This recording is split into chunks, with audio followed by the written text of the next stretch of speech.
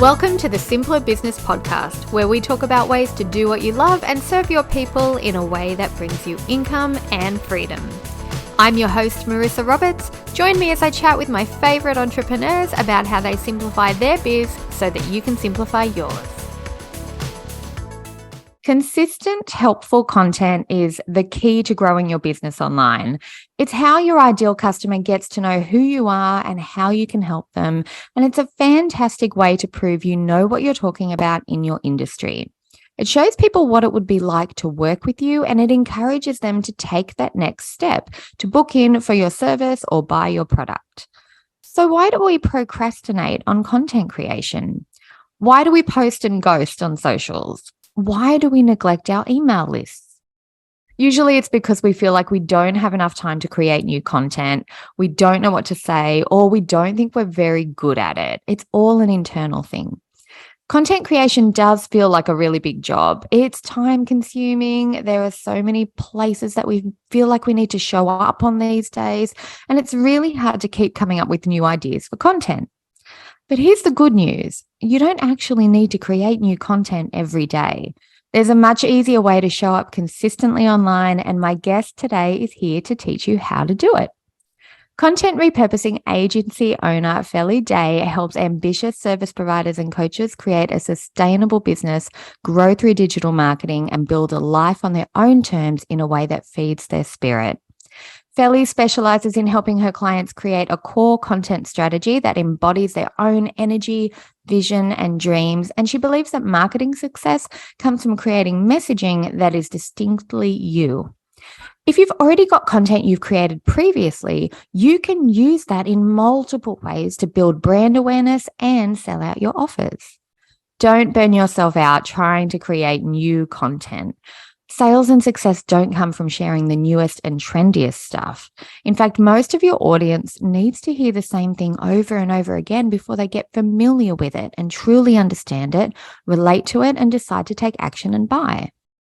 Rather than add even more content creation to your plate, Felly can show you how to take what you already have, blogs, masterclasses, live streams, mini trainings, and turn them into content for multiple platforms, including the ones that a lot of business owners find tricky, like Reels, TikToks, and YouTube Shorts. So I am super excited to talk about this today because I know it's going to be a massive time and effort saver in the long run for your business. Felly, thank you for being on the show. Welcome. I am so excited that you're here today. Thank you so much for having me. Oh my gosh, of course. As soon as I realized you were like the go-to for content repurposing, I was like, great, because everybody, I don't know, I think we kind of split into two camps as far as the listeners of this show go. It's like people who have heard of content repurposing and immediately feel like, that's something I need to add to my to-do list. I don't know where to start. It feels like it's going to be a big job. Or people who haven't actually heard of it at all and are constantly burning themselves out trying to think of the next thing to post, the next thing to say, the next video to create. And they don't realize that you can actually save so much time and effort, but it's also beneficial to your following and your community and your potential customers. They need a little bit of repetition. They need to see you more often, but they don't need to see you slogging it out, getting exhausted, just showing up because you have to. So yeah, I think it's going to be super beneficial to talk about this today. Yeah, it's definitely something that I've come across a lot where people have this fear that they're being too repetitive or that people will get bored of them if they repeat themselves too much. But you really see a difference when you hone in on 1, 2, 3 topics and speak about that consistently, because people need to hear it consistently before they're ready to buy from you. Yeah, exactly. And as a content consumer, I know that I relate to people really well when I hear their messages more than once or when I see them pop up more than one time. And if I see something that I've seen or heard before in a different sort of style, I actually like that because it cements the learning for me and it kind of triggers the memory of, oh, that's right, that is important. So I find it really, really helpful just as somebody who follows people and reads their stuff or listens to their, content. On the other side of the fence, I still love it. So yeah, that's cool. For our listeners who haven't heard of it yet, do you want to walk us through what content repurposing is and why it's so good for your business? So At its core, repurposing is taking your existing pieces of content, pieces you've already created, whether it's a blog post or an Instagram caption or an email, and then recreating it. In most cases, we're talking about turning podcasts into blogs, into Instagram captions, or vice versa. Same for turning masterclasses and lives into short form videos or into, again, podcast episodes, right? And just keeping that circle going. The reason why it's so important for your business is, like we mentioned, people need to keep hearing your message again and again before they're ready to buy. But also, it makes it so much easier for you to show up on multiple platforms, because you want to be touching people in more than one place, as well as having more than one type of content people can consume, like podcasts and emails, because some people like to listen and some people like to read. Oh, that's a really good point. So you can take the same piece of content and almost turn it into something that's going to suit every different type of learner. So if someone's visual, video is going to work for them.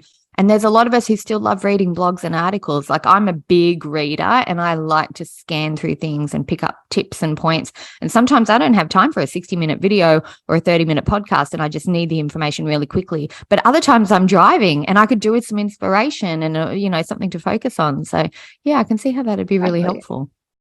Exactly.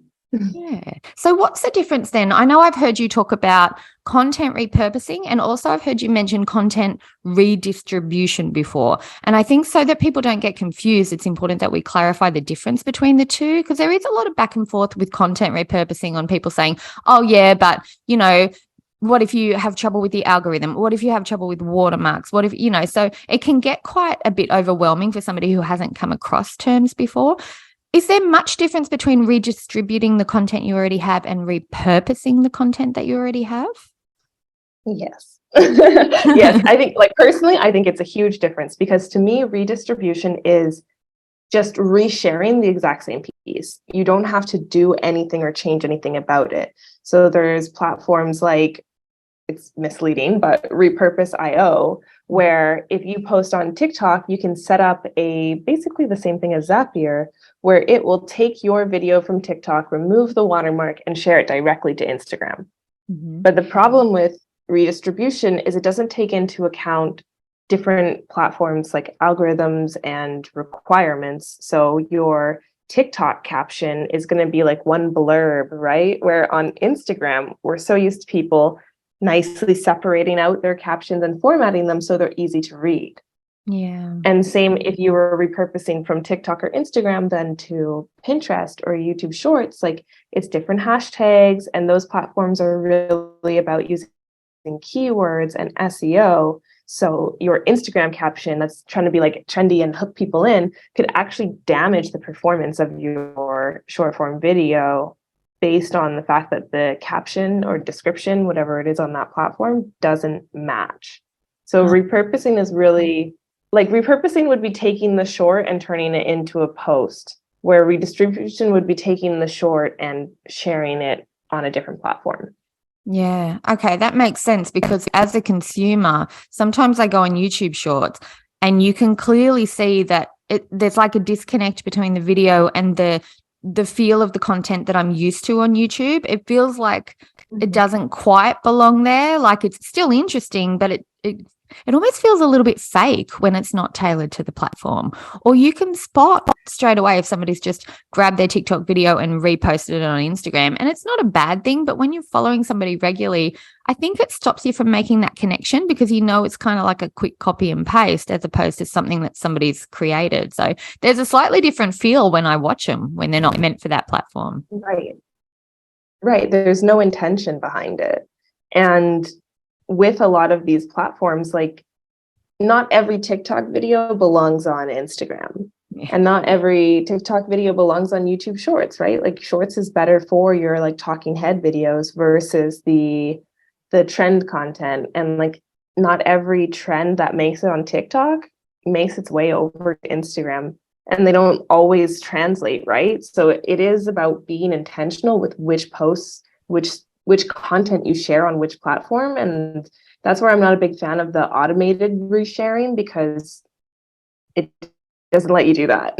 Yeah, exactly. And I think it all in the long term affects your relationship and your connection with your follower or your community member, because those little tiny feelings add up over time. And when it comes to selling later on, you know, sales are really, really easy when you've actually built up an authentic relationship with the person that you're selling to. So they know they're not just a number to you, they're an actual person. So if you're treating your content creation and your content repurposing like it's a real thing, it's not just a tick that you're doing off your to-do list, I think that makes a really big difference in terms of relationship building and kind of showing somebody that you actually care about what you do and you care about the result that they're going to get as well. So yeah, it's pretty important stuff. Yeah. Mm-hmm. So if we haven't repurposed our content before and we want to get started doing it, I know overwhelm is a really big thing. I've had clients come to me before and go, I know I should be doing it. I've got a ton of content. And that's kind of the problem for them. They might have been in their business already for, say, 3 to 5 years and have a ton, like masses and masses of content that they could repurpose. But they just feel super overwhelmed at the idea of diving in and getting started. So do you have any tips on the easiest way to begin with repurposing your content? I'm going to say it depends on one of two things. Either which platform do you want to be showing up on? Like, which is the new platform you're repurposing to if you're starting a blog or if you want to like approach TikTok or a podcast, right? But also, what season of business are you in? Are you looking to generate leads? Are you looking to nurture your audience or sell to your audience? Like if you're focusing on one specific offer, then it's going to change the content that you're looking at out of everything you've ever created. And same for if you're looking for blogs, you're going to look for more educational, maybe more of your like 5 tips or how-tos or why you need to kind of any kind of post like that would be the place that you're starting. I don't think we need to feel like we have to get it right or perfect straight away. It's kind of like it's important, but it's content. We can't really go wrong. If our content is designed for our following and for our ideal potential customer, it doesn't really matter which one we pick, right? And I think if you've got some sort of evergreen content and some sort of educational content, it's going to be okay, because half the time with the platforms, they don't even see it as soon as you post it anyway. Like some of the stuff on my Instagram feed pops up after 5 days after the creators posted it, but it's still relevant and helpful for me. So it doesn't matter. Exactly. And like you said, depending on the algorithms of the platform, they won't see it right away.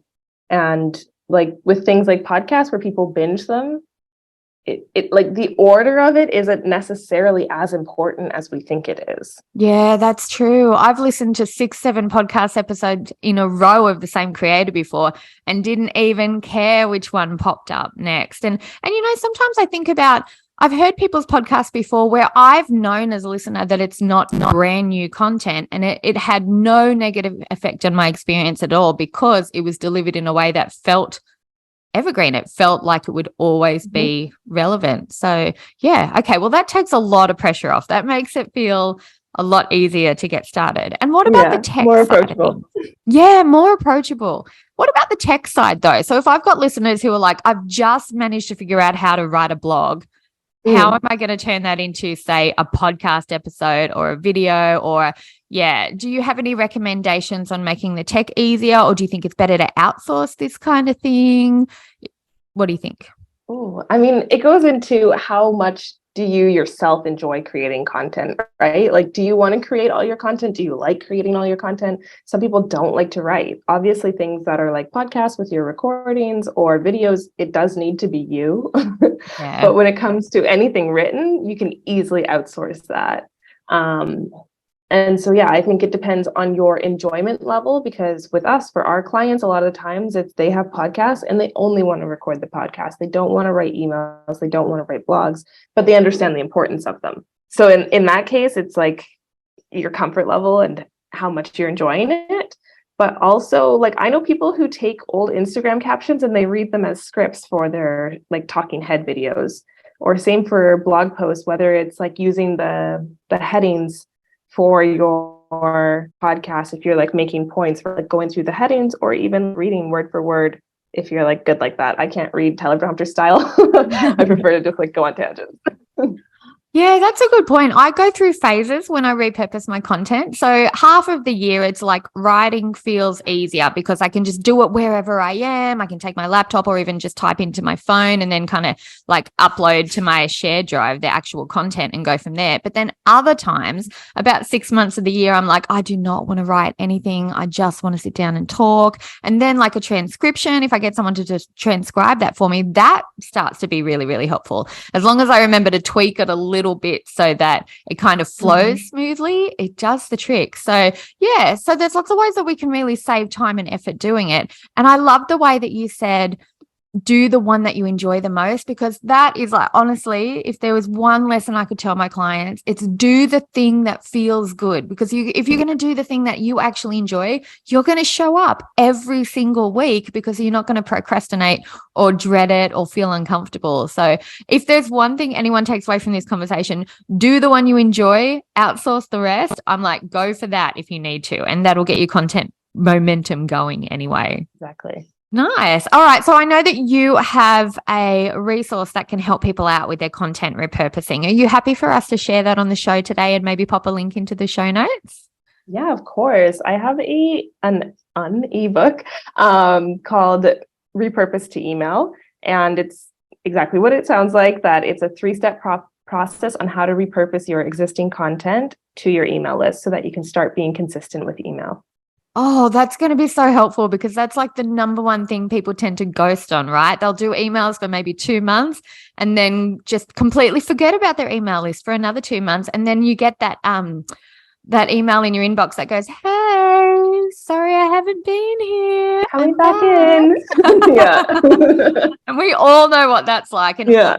I've been working online for 10 years now, more than 10 years now. And seriously, it took me 7 or 8 years just to get consistent with email. And I was such a dork. Like I could have skyrocketed my business if I had have just sent at least one email a week without ever dropping it. My results would have been so much bigger and so much smoother, but it took me that long to learn. So hopefully anyone listening today, learn from my mistakes and start repurposing your content and use it in your email straight away, because it's the most powerful platform you can use. Like, I mean, Vine, MySpace, they all kind of exploded and went away. Don't even start me on what's happening with Twitter right now. Like you can build a social following and it can be gone in an instant.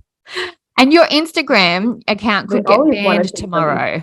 Yeah. And I mean, look, like I know you have it. You have the 9 grid on Instagram, right? And I see more and more people either saying like, I don't care about the algorithm anymore, I'm going to post whatever I want. Or they're just like archive everything 9 grid and I'll post the stories. Or they even have like a caption of like, you can find me here. Yeah. And I feel like Instagram has started to turn it into a portfolio for a lot of businesses, and they're not necessarily being active on it.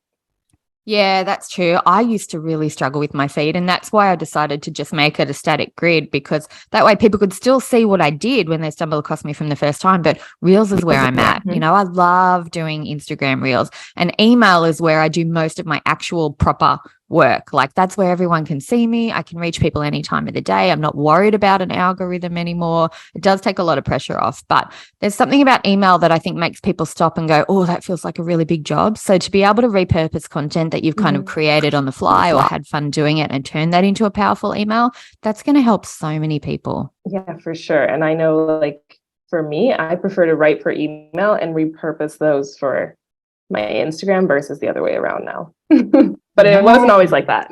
That's where I've ended up. Nice. Okay, so I will make sure that we have a link in the show notes for your repurpose to your email list resource, and I'm going to go and grab it myself too because I could use as much help as possible. And if it's okay with you, what's the best social platform for people to follow you on if they want more? Is Instagram the place to go, or do you have like your website as your main hub? Where can people find you when they want to go further into content repurposing? Yeah, so I actually just launched a podcast last week. I mean, depending when this comes out, it might be the go. Yes. So my podcast, Felly's Fishbowl, is brand new, and that has a major focus on content repurposing. And then you can find me on Instagram at FellyDayVA, and my website is fellyday.com. Lovely. And I'll put links in the show notes to those, guys. So if you want to go and check out what Felly does and get a little bit more in-depth information on repurposing your content and really just making what you're doing work a little bit harder for you so that you don't have to work so hard anymore, go ahead over to her website. Check out her podcast. I was very excited to see that you'd launched a podcast. I was like, yeah, this is the sort of content that we need on there. There's, It was so long in the making. Oh, it's so worth it though, right? This is the right time. Yeah. All right, everybody. Exactly. I hope that you've enjoyed our chat on content repurposing. I hope it's inspired you to get motivated and actually take a step. Take a look at the content that you've already created and think in terms of what could my followers see today based on what I've created before that will still be helpful for them. You're going to save yourself a ton of time and effort. Check out Felly's resources if you want some help creating that, because you don't have to do it all alone and you shouldn't do everything by yourself. You need to free yourself up a little bit too. We hope you've enjoyed this conversation and I will see you in the next episode. I hope you enjoyed this episode of the Simpler Business Podcast. If you did, please subscribe, rate, and review us on Apple Podcasts. There's a link in the show notes to make it nice and easy for you, just the way we like it. If you're ready to simplify and scale your business, you can get started with my free audio class at marissaroberts.com. See you next time.